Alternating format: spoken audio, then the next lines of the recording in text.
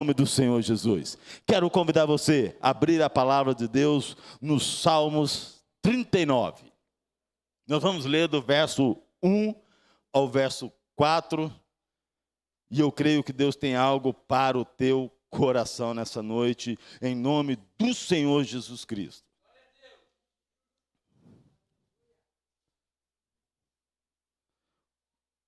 Vai dizer assim a palavra do Senhor.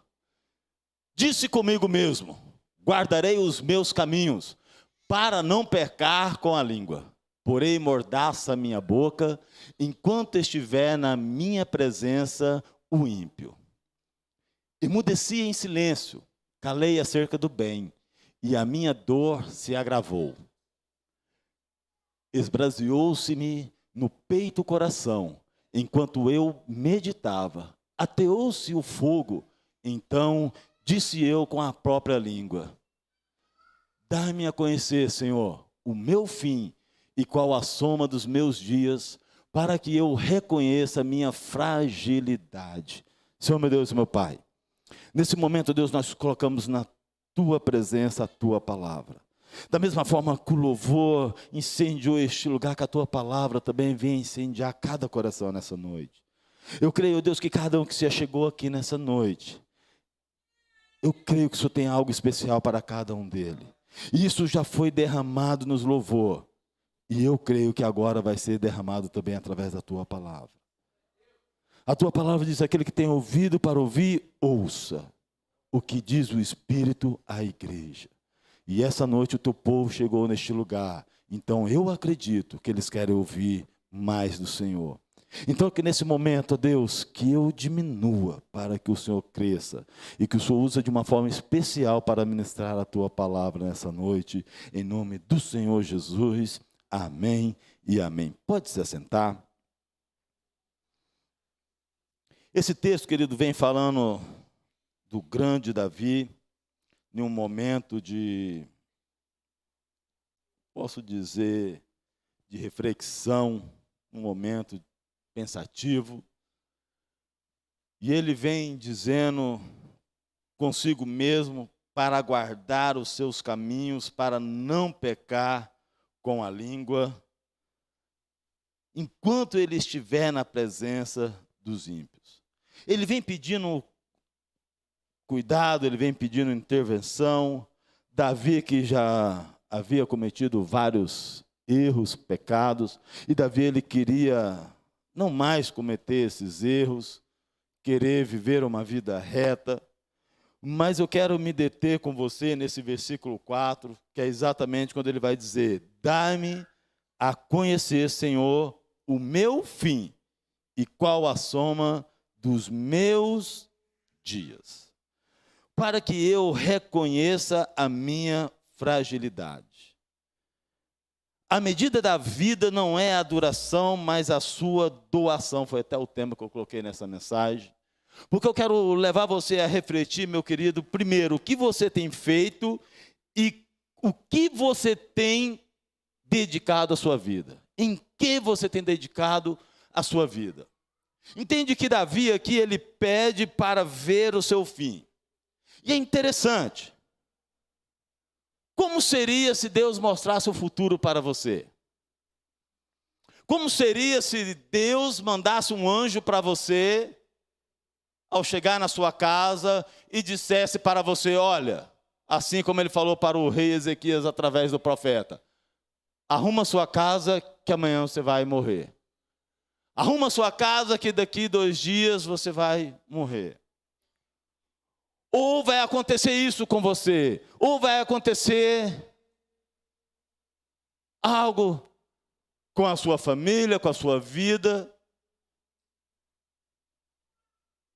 Qual seria a sua reação?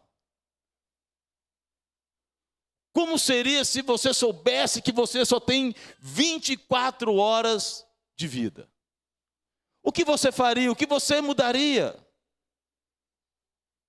E é interessante, querido, que o fato de eu poder ver o futuro, isso não vai mudar em nada a minha fragilidade, porque eu tenho que entender que nós somos frágeis, E eu tenho é que aprender a lidar com a minha fragilidade desde já. Interessante esse pensar, esse meditar de Davi, de querer ver o seu futuro para conhecer a sua fragilidade. Será que realmente mudaria alguma coisa se eu soubesse o futuro? Será que realmente ia fazer alguma diferença se Deus mostrasse o meu futuro?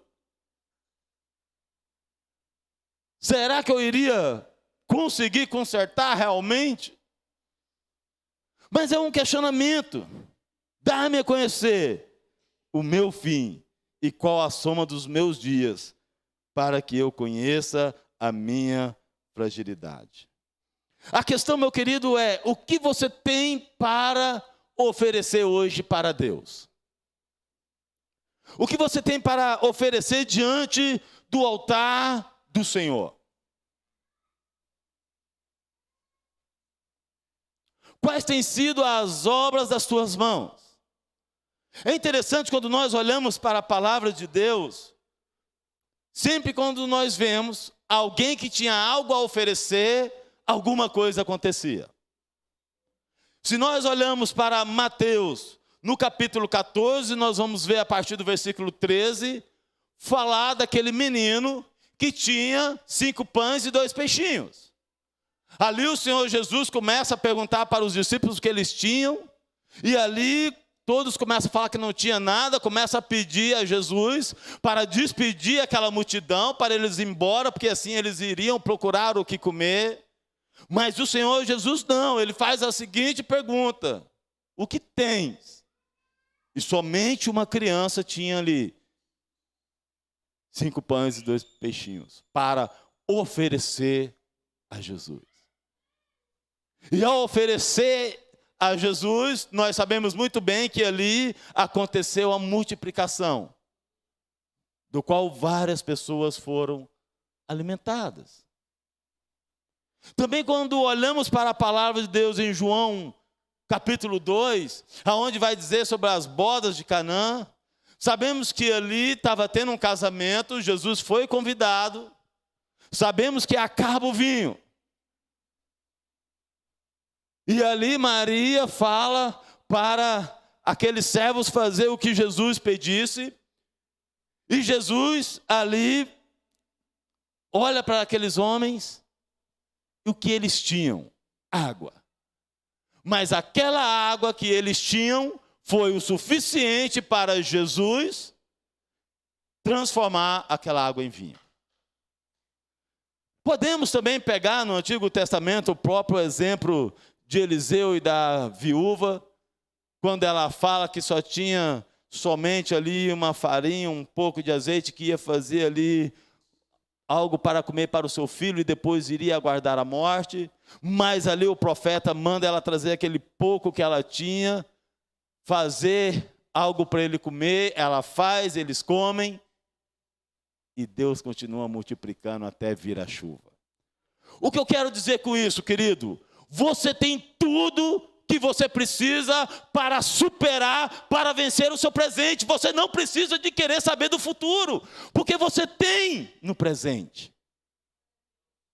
A questão é como que você enxerga a sua vida. A questão é como que você se enxerga, como você se vê, como que você se coloca. A questão é como que você se coloca no hoje.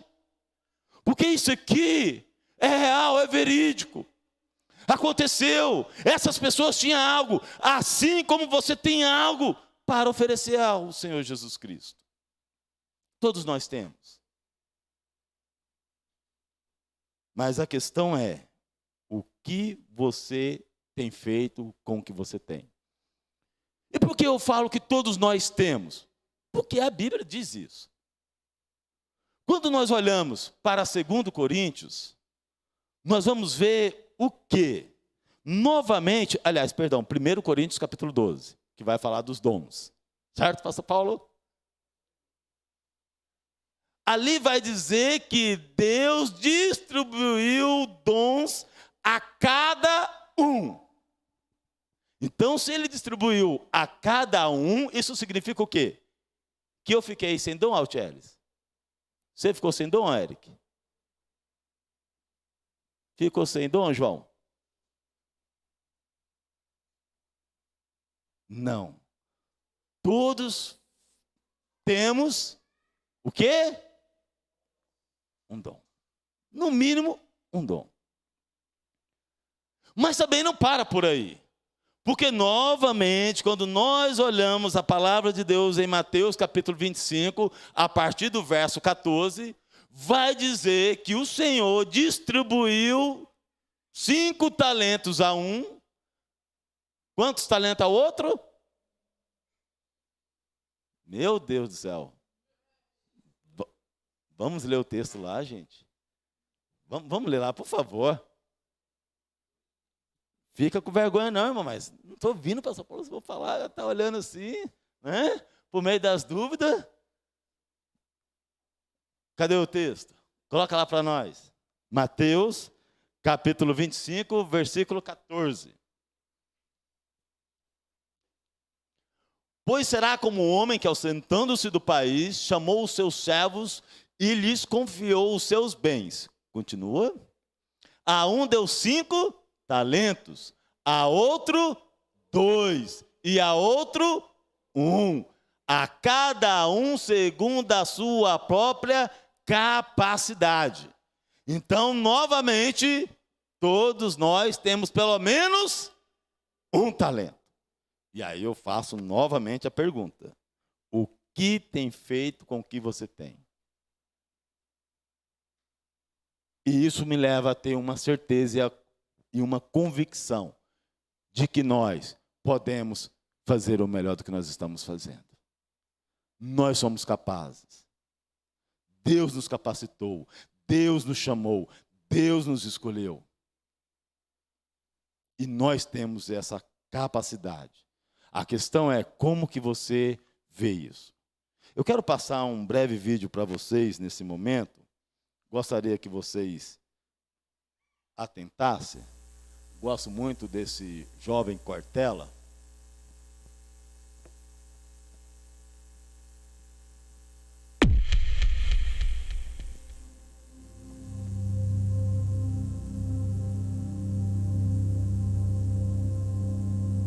Está fazendo o possível ou melhor?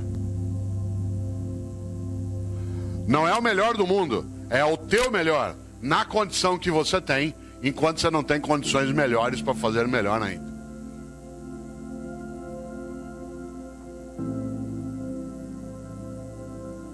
Pergunto de novo, mas não responda. Está fazendo o possível ou melhor? Insisto, não é o melhor do mundo, se for ótimo, é o teu melhor, na condição que você tem, enquanto você não tem condições melhores para fazer melhor ainda. Porque se você ou eu, podendo fazer o meu melhor, me contento com o possível, eu caio num lugar perigoso chamado mediocridade. Uma pessoa medíocre é aquela que é morna, que está na média, que não é quente nem fria. Lembra quando você chegava da escola que tinha boletim escrito, o pai olhava 6 em português, 5,5 em matemática, 4 em história. Pai, deu para passar.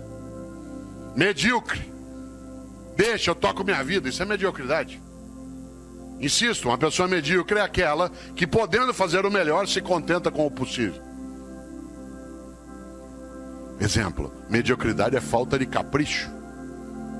Capricho, sabe o que é capricho? Capricho é você fazer o teu melhor na condição que você tem, enquanto você não tem condições melhores para fazer melhor ainda. Capricho.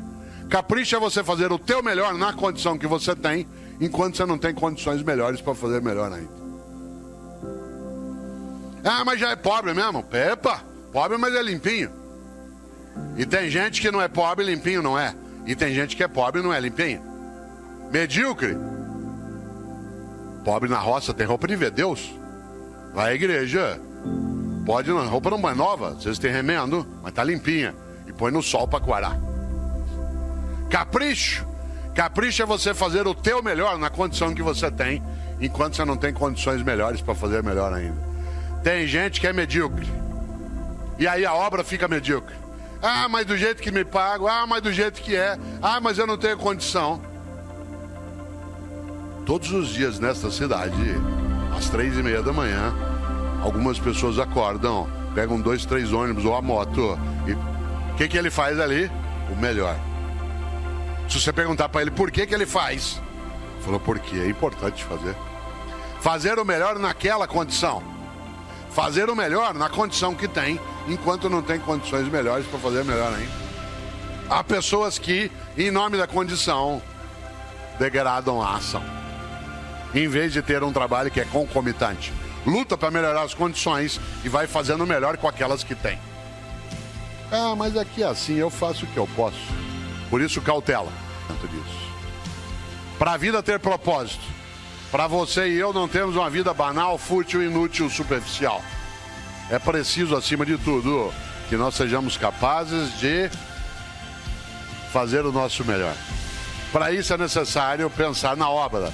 Para isso é preciso, acima de tudo, não ser morno ou morna. Afinal, como eu disse várias vezes e repito, a vida é muito curta para ser pequena. E a gente é pequena quando tem uma vida banal, fútil, inútil, medíocre. Está fazendo o possível ou melhor?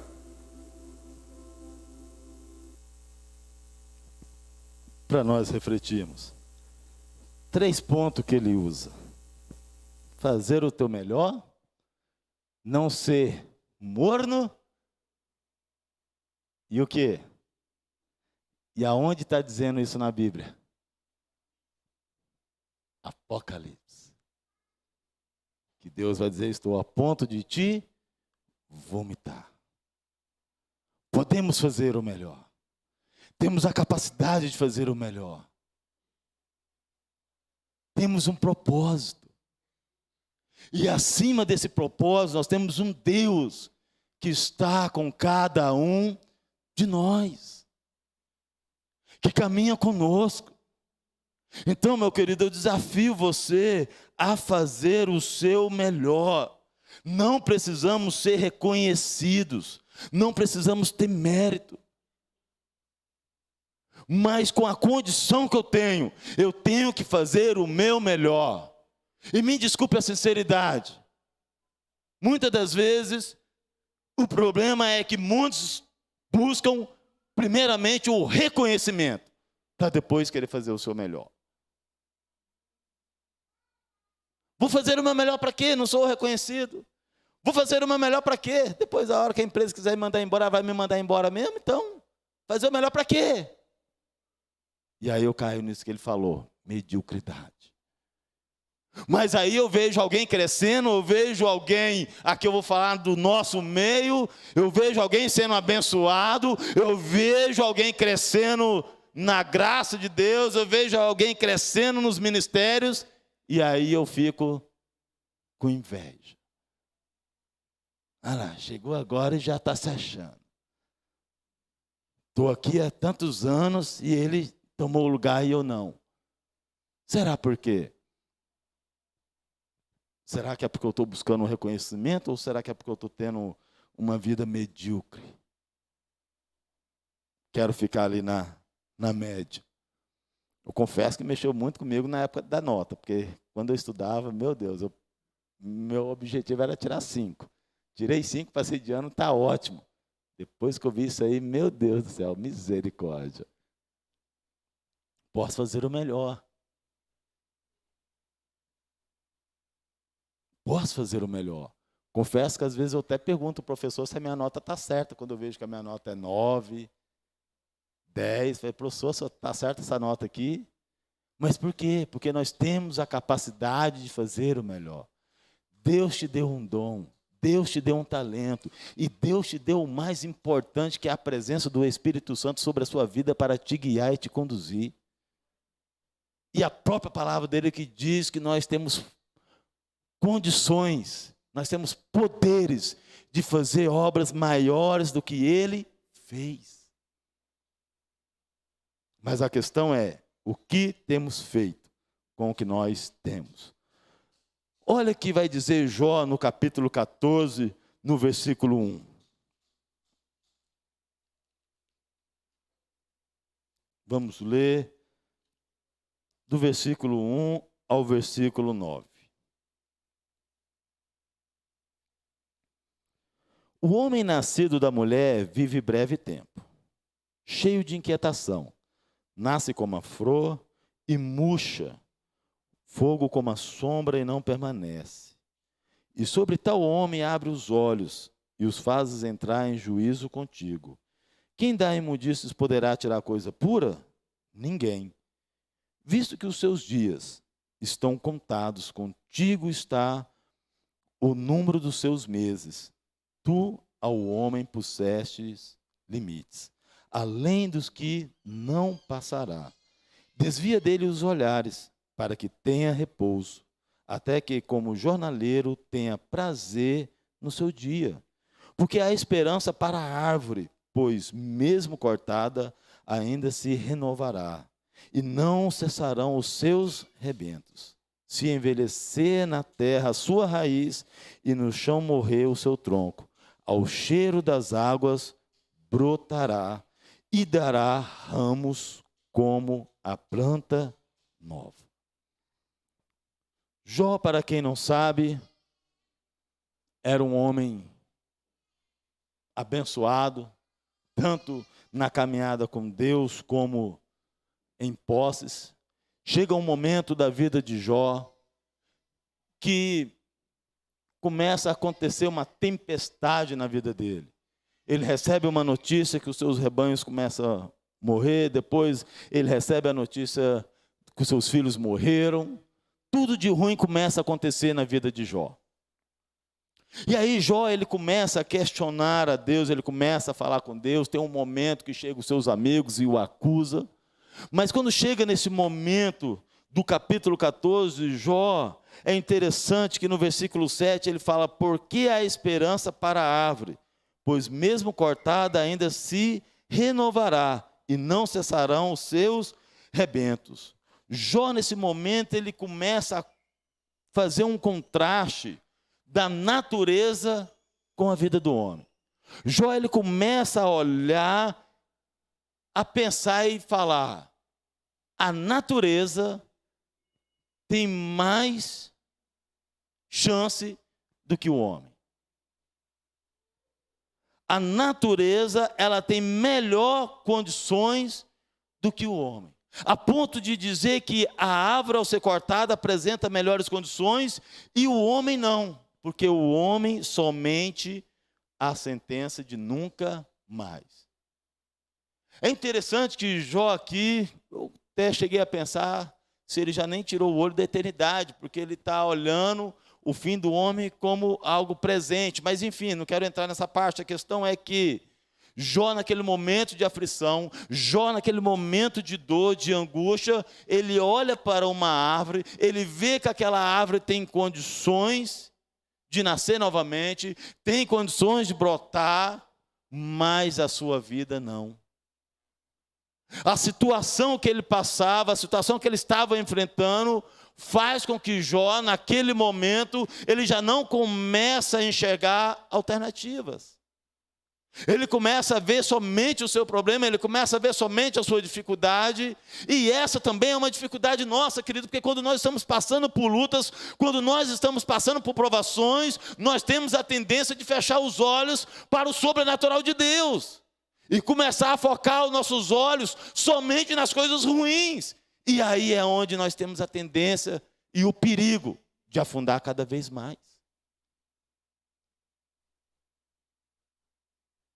Porque quando nós começamos a olhar somente a adversidade, nós não vamos ver outra coisa, a não ser a adversidade.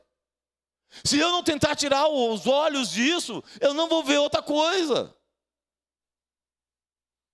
Se eu ficar todo dia assistindo somente jornal, onde somente dá notícias ruins, eu somente vou ficar preso em notícias ruins.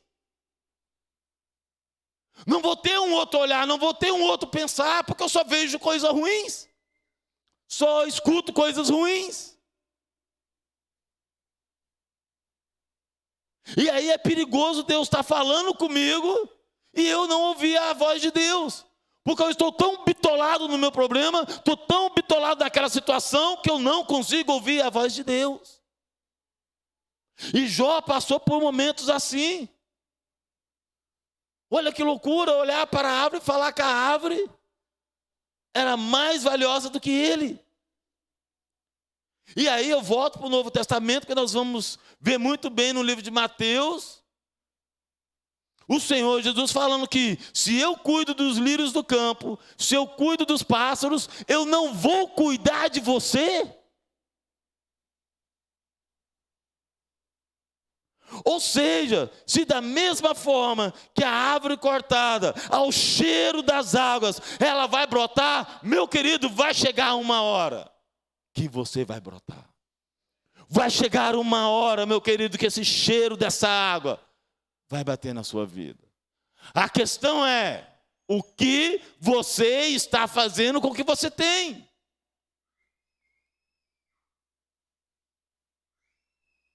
Está procurando fazer o seu melhor? Ou está procurando um culpado?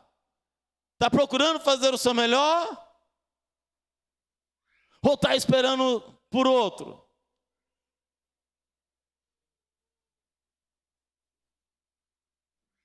Davi, ele começa a falar com ele, mas Davi, ele entende que dependia dele. Porque ele vai continuar dizendo no verso 5, agora vamos para Salmos, deixa Jó um pouquinho. Desde os meus dias, o comprimento de alguns palmos, a tua presença, o prazo da minha vida é nada. Na verdade, todo homem, por mais firme que esteja, é pura vaidade. Com efeito, passa o homem como uma sombra, em vão se inquieta, amontoa tesouros, e não sabe quem o levará. E eu, Senhor, que espero, tu és a minha esperança. Davi, ele começa a tirar os olhos dos problemas. E da mesma forma, se você também continuar lendo o livro de Jó, você vai ver que Jó, ele começa a tirar os olhos dos problemas. E ele começa a falar, se Deus me deu, Deus tem o poder de tirar. E aí Jó, ele vai começar a orar pelos seus amigos. Jó, ele vai repreender a sua própria esposa. Mas quando chega no final da sua história, você vai poder ver que Deus restituiu tudo aquilo que Jó havia perdido. Assim, quando você olha para a história de Davi, você vai ver, no final da sua história, Deus chamando ele do homem segundo o seu coração. Mas ele teve que oferecer o que ele tinha. E ele teve que fazer o melhor com o que ele tinha. E aí, eu quero convidar você a ir comigo para Hebreus capítulo 9, versículo 27. É interessante que Davi, ele pede para Deus mostrar o futuro para ele. Davi, ele, nessa conversa com Deus, ele pede para ter uma visão clara da brevidade da sua vida. E é interessante que a palavra de Deus, ela nos ensina em Hebreus 9, 27, e assim como aos homens está ordenado morrer em uma só vez, vindo depois disso o juízo. Se tem uma coisa que nós temos certeza, é que nós nascemos e que nós vamos morrer. E que ironia, nós sabemos que vamos morrer, mas não vivemos como tal. Sabemos que vamos partir um dia, mas não vivemos como tal. Quando Deus colocou essa palavra no meu coração, a primeira vez foi no acampamento dos jovens. E a segunda vez, por incrível que pareça, quando eu comecei a preparar a mensagem do casamento da Camila. Por quê, querido? É interessante como as pessoas têm a capacidade de valorizar depois que perde as coisas. É incrível. Parece que há a necessidade de perder para valorizar. E aqui eu posso trazer para a família. Em termos do que o que você tem, e dentro disso que você tem, o que você tem feito melhor para a sua família. Como que você tem vivido a vida com a sua família?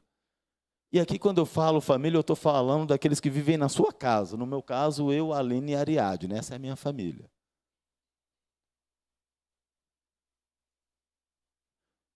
Saindo desse âmbito familiar, como que você tem vivido a sua vida externamente? Como que você tem se relacionado? Como você tem lidado com as pessoas? E principalmente com as coisas de Deus. E aí é onde a parte que agora eu quero entrar. Tudo isso aqui foi uma introdução para o que eu quero pregar. Bem inspirado, pastor Paulo. Olha só, toda vez que tem acampamento, pelo menos eu sempre escuto a frase: por que no acampamento é assim? Por que no congresso é assim? Por que na igreja não acontece assim? Eu já dei a introdução que todos nós temos um dom, todos nós temos um talento, todos nós temos o Espírito Santo, que a palavra de Deus já falou que nós temos poderes, autoridades para fazer coisas maiores que o próprio Senhor Jesus já fez, e eu creio e acredito que esse é o desejo e a vontade dele. Amém? Glória a Deus. E aí eu quero caminhar para o ponto que é: precisamos viver intensamente. O tema do acampamento foi imersão. Mas a questão não está na imersão. A questão está no preparo que começou antes dessa imersão. A questão está no momento que começou a ter uma vigília, aonde começou a ter oração, aonde começou a pagar o preço. Essa imersão, esse acampamento, entenda bem o que eu vou colocar aqui, é apenas um resultado de algo que começou a planejar aqui, de algo que começou a pagar o preço aqui. Porque a palavra de Deus é bem clara: se me buscares, eu farei o quê? Deixarei achar. Se bater na porta, eu vou abrir. Se pedir, eu vou dar. Então entenda que aqui é um resultado do que começou aqui. E aonde que eu quero chegar com isso, meu querido? Seja sincero com você mesmo. Como que você saiu da sua casa hoje? Qual foi o tempo de oração que você fez para chegar aqui hoje? Antes de sair da sua casa, você já começou a pedir algo para Deus, a colocar algum propósito para Deus? Ou você deixou só para quando chegasse aqui? Porque você tem algo para oferecer a Deus. Independente de como esteja a sua situação, independente do momento que você esteja passando, neste momento, você tem algo para oferecer para Deus. Você tem a condição de fazer o seu melhor. Como que foi essa sua preparação da sua casa até aqui?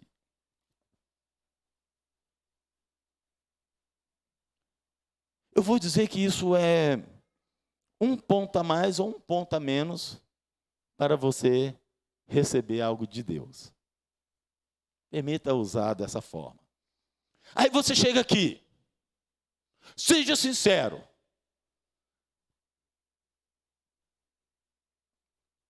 Quem desligou o celular? Não precisa falar. E se não desligou, o que levou você a não desligar o seu celular?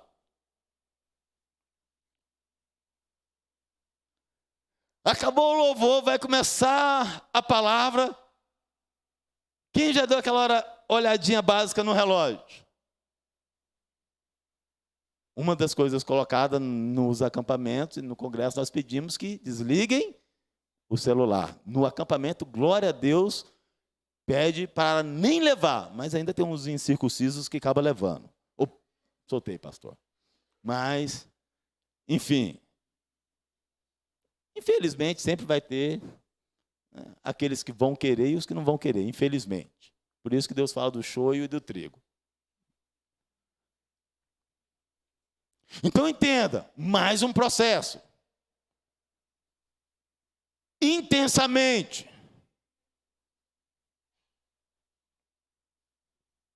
Seja sincero com você mesmo. Se o seu celular tocar, desculpa aqui a expressão que eu vou usar, fulano morreu, você vai poder fazer o quê? Você tem fé para ir lá orar para ele ressuscitar?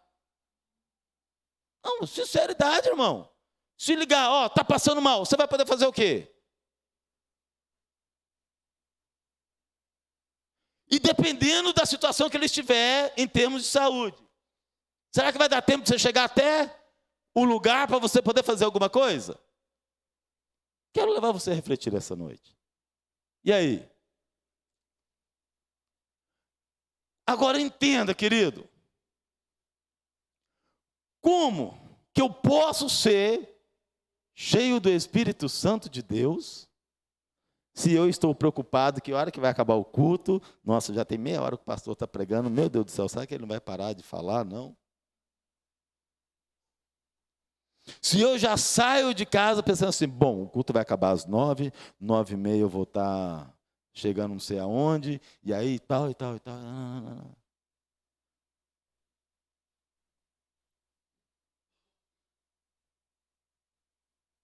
Entende, querido? Começa aqui, no preparo, na oração, na consagração, na dedicação, na busca,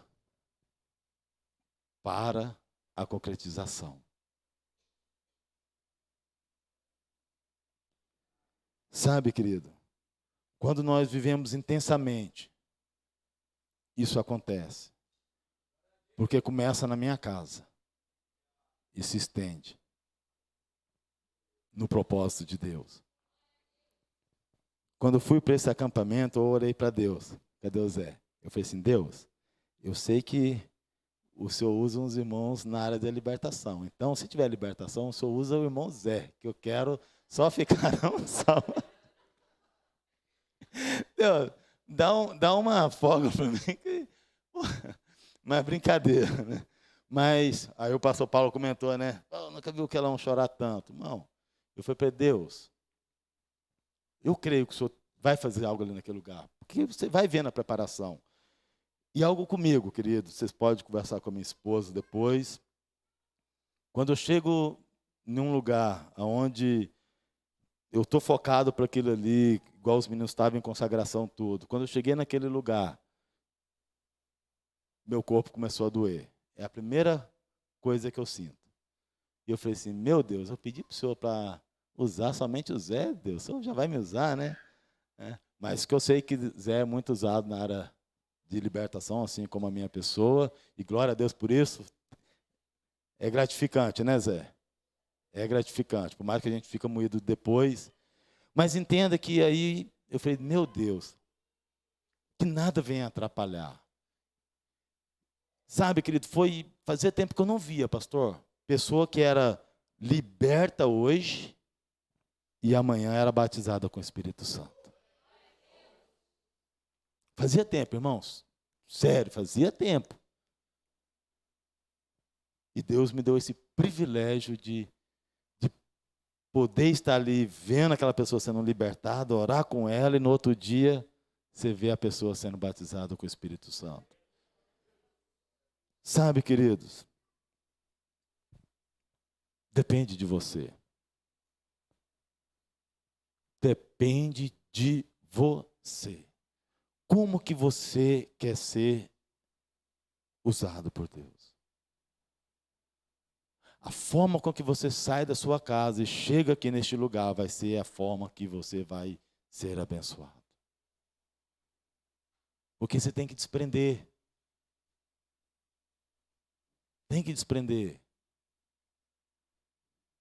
Seria como se eu dissesse que se eu continuasse na bênção ali, o pastor Paulo ou o pastor Marcos iria pregar. Parece até assim, mas nós pastores sabemos que nós temos que estar preparados para pregar a qualquer hora. Por quê? Porque nós temos que dar essa liberdade para o Espírito Santo. Agora, queridos, novamente, se eu fico preso nos meus problemas, se eu fico preso no meu mundinho, como que eu vou conseguir experimentar o sobrenatural de Deus? Eu quero convidar você a se colocar de pé. Eu quero desafiar a você, querido, quando você vir para a igreja do Senhor.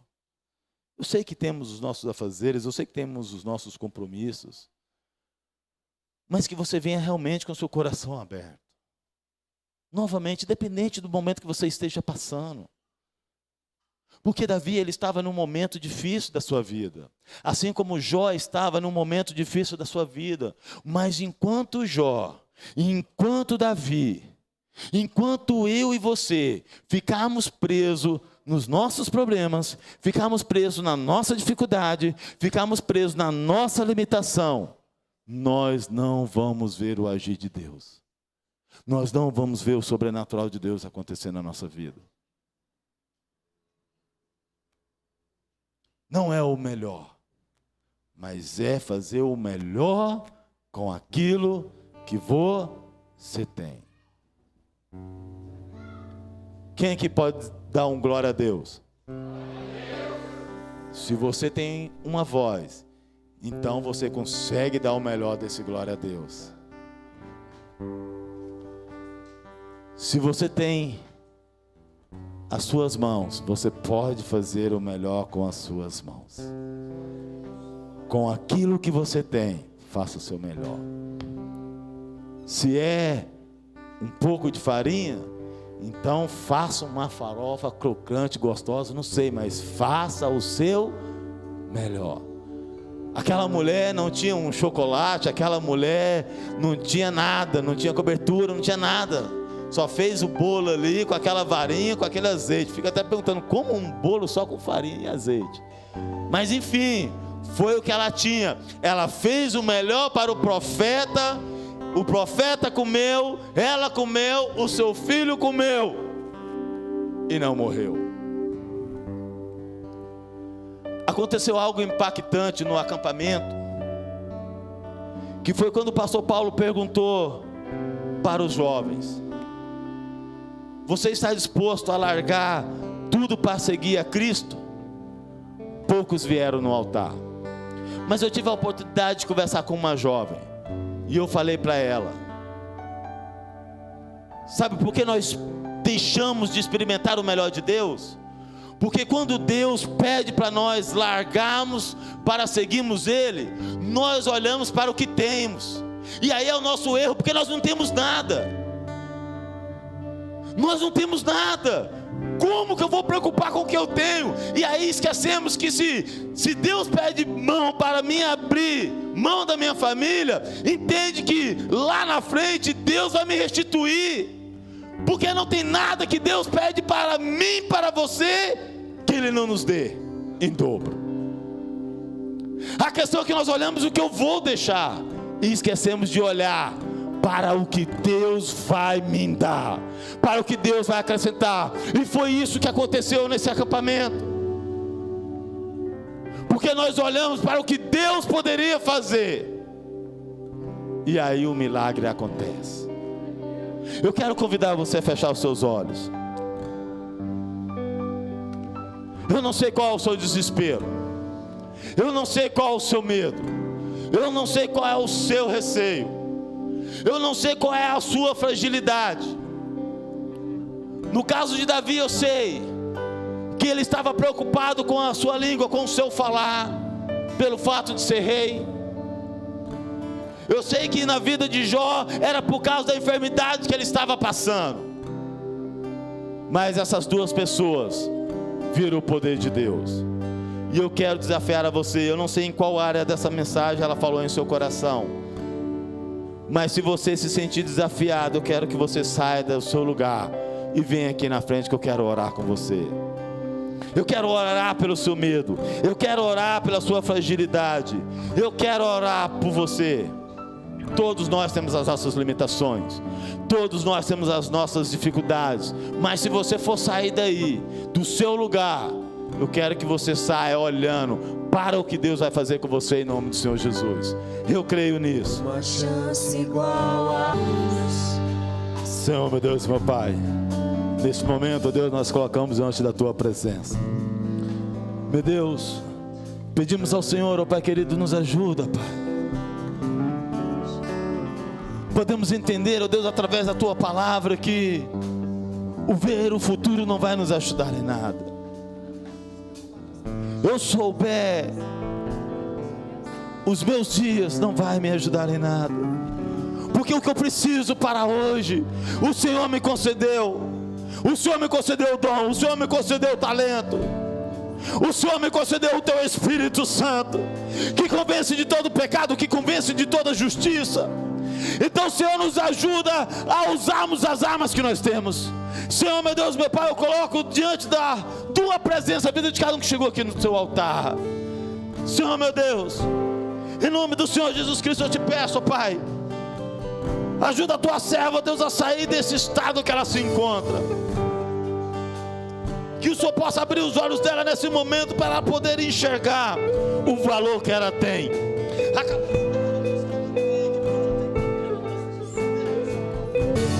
Deus, em nome do Senhor Jesus, nós repreendemos, Deus, toda palavra contrária que foi feita contra essas pessoas.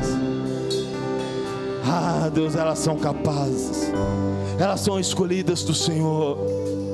Meu Deus, o Senhor trouxe a Tua serva nessa noite, aqui neste lugar, não foi por acaso.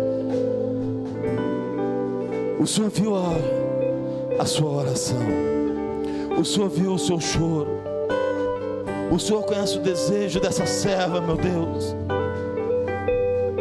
Em nome do Senhor Jesus Cristo, eu te peço ao Senhor que neste momento o Teu Espírito Santo, Deus, inunda o coração dela de tal forma que venha tirar essa dúvida que está no seu coração, de que o Senhor não tem falado com ela, mas nesse momento ela vai sentir o Teu Espírito Santo queimando de tal forma que ela não vai duvidar da Tua presença nesse momento, porque eu creio no poder do Senhor na vida dela neste momento. Em nome de Deus Pai, em nome de Deus Filho, em nome de Deus Espírito Santo, tira toda incredulidade, Senhor, tira toda incredulidade, tira todo medo, tira todo receio. Senhor, nesse momento nós colocamos diante do altar do Senhor as nossas falhas. Pedimos ao Senhor perdão pelas nossas fraquezas, perdão pelas nossas limitações, perdão pelos nossos pecados, Senhor. E que o Teu Espírito Santo nesse momento nos convença de toda a injustiça. E colocamos diante do altar do Senhor que o Teu servo, Senhor, nesse momento ele possa colocar diante do altar do Senhor, que ele entenda que o Senhor é maior na vida dele, que o cair é do homem, mas o levantar é do Senhor, que quando vem o pensamento de que ele não consegue, de quando vem aquele pensamento novamente do qual quer fazer ele parar, que ele possa lembrar que há um Deus que está com ele, que há um Deus que concedeu a ele um talento, que há um Deus que concedeu a ele dons, que há um Deus que concedeu a ele toda a autoridade para expulsar o inimigo de sua vida, de sua família. Obrigado, Senhor, obrigado por esse tempo maravilhoso. Obrigado, Deus, pela vida de cada um que deu ouvido à Tua palavra, que deu ouvido à Tua voz nessa noite, Senhor. E que nós possamos ser desafiados, Pai querido, a todo culto que viemos, a virmos com o nosso coração aberto, a virmos, Deus, com esse desejo, Senhor, de ouvir a Tua voz, de sentir a Tua presença, Senhor, de sermos cheios do Teu Espírito Santo, porque esse é o desejo do Senhor. E nós vamos ver como diz a tua palavra: buscar primeiro o reino de Deus, e as demais coisas serão acrescentadas na sua vida, na sua vida, na sua vida, em nome do Senhor Jesus. Se você crê, aplauda o Senhor Jesus. Aleluia, glória a Deus.